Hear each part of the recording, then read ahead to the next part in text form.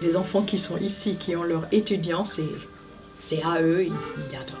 La phrase d'Alexandre Glasberg, ne rien faire à la place de la personne, tout faire avec la personne, elle a tout son sens pour nous. Je suis un petit-neveu d'Alexandre Glasberg, l'extraordinaire fondateur de COS. Et je vous présente un petit film sur son héritage. Il est né en Ukraine en 1902 dans une famille juive russophone. Il s'installe en France en 1932 et devient prêtre catholique. Pendant la période de Vichy, basé dans une paroisse de Lyon, il apporte une aide courageuse aux personnes qui avaient fui des régimes fascistes pour la France inoccupée. Et il sauve de nombreux réfugiés juifs de la déportation. En conséquence, il est recherché par la Gestapo et se cache dans une paroisse du Tarn-et-Garonne sous un pseudonyme. Là, il rejoint la résistance. Après la guerre, il s'installe à Paris et crée le Centre d'orientation sociale des étrangers, plus tard rebaptisé COS. Il se lance dans plusieurs activités sociales novatrices. Des maisons pour personnes âgées, établissements pour les handicapés et un centre pour les travailleurs migrants et pour les jeunes en situation de précarité. L'abbé Glasberg insiste que son travail ne porte pas sur la charité, mais sur la justice sociale. Et au sein de ces établissements, il exige un respect absolu pour la dignité et l'autonomie des résidents. Il encourage fortement le travail collaboratif parmi les salariés et favorise des liens avec les communautés locales. Telle est la philosophie du COS. Le COS s'est beaucoup développé depuis la mort de l'abbé Glasberg en 1981. A-t-il pu maintenir les idéaux qui ont inspiré ses débuts? Je suis venu au centre Cancard, dans Villeneuve-d'Ornon, une banlieue de Bordeaux. C'est l'un des centres COS pour les réfugiés politiques et aussi pour les jeunes en marge de la société qui cherchent à renouer avec elle. Ces deux activités étaient très importantes pour Alexandre Glasberg et je me demande comment elles se déroulent aujourd'hui.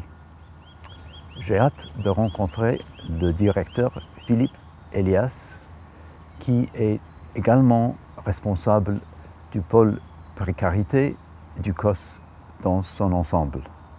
On est spécialisé dans l'accueil des réfugiés politiques.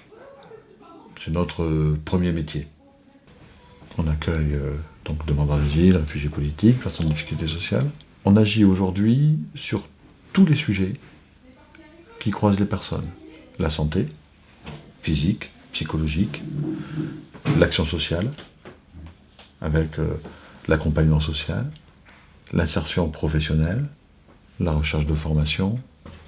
La question de l'intégration est un sujet important pour nous. Bien sûr, tout un accompagnement administratif et juridique, et puis tout un accompagnement autour du logement. La deuxième activité, c'est l'accueil des mineurs étrangers isolés. Ce sont des enfants qui sont sur le territoire français, sans leurs parents, sans leur famille, et pour lesquels on a un accompagnement à faire dans le soutien de ces enfants. Ils ont entre 15 et 18 ans. Alexandre Glasberg est toujours dans la mémoire. Et aujourd'hui, beaucoup de collaborateurs qui viennent nous rejoindre sont des gens qui viennent pour les valeurs.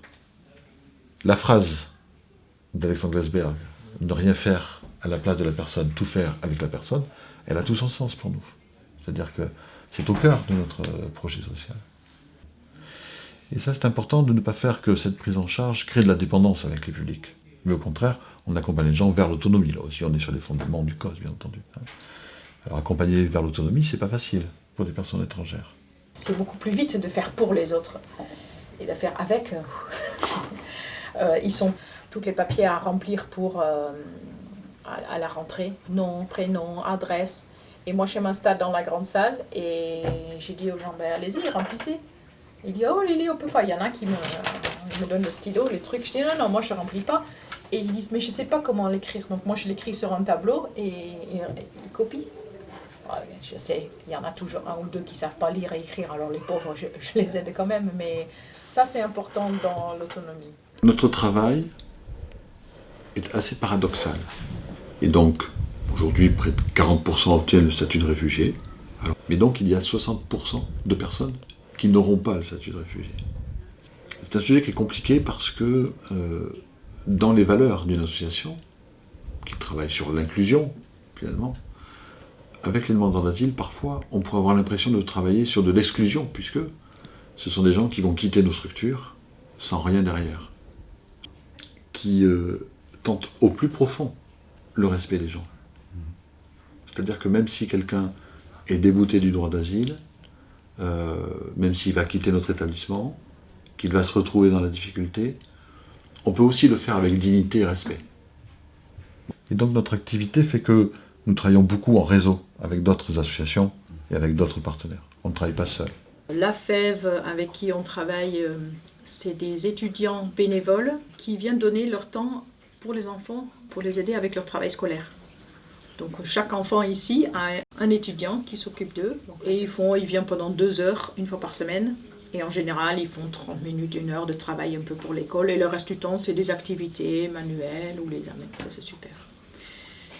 Alors, l'étudiante, c'est sacré. Les enfants qui sont ici, qui ont leur étudiant, c'est à eux, ils adorent. C'est très important. Aujourd'hui, on développe des pôles de solidarité, c'est-à-dire qu'on développe de la présence de bénévoles, qui est très importante parce que je suis dans une relation professionnelle, dans la distance professionnelle.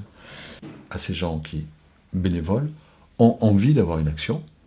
Ce sont des retraités, ce sont des actifs aussi, ce sont des jeunes parfois, des jeunes étudiants, d'avoir une action auprès des réfugiés ou des personnes en difficulté sociale, qu'ils soient mineurs, qu'ils soient des adultes.